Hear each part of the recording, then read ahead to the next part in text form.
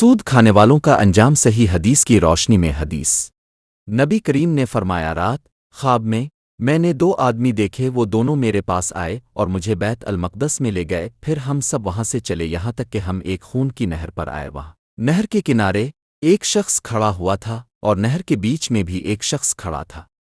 نہر کے کنارے پر کھڑے ہونے والے کے سامنے پتھر پڑے ہوئے تھے۔ بیچ نہر والا آدمی آتا اور جوں ہی وہ چاہتا کہ باہر نکل جائے، فوراً ہی باہر والا شخص اس کے منہ پر پتھر کھینچ کر مارتا، جو اسے وہیں لٹا دیتا تھا جہاں وہ پہلے تھا۔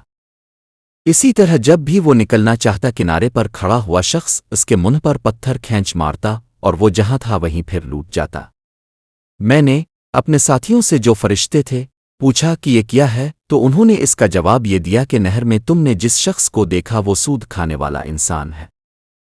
حوالہ صحیح البخاری حدیث 2085 نقل مولانا غلام محمد امروہہ۔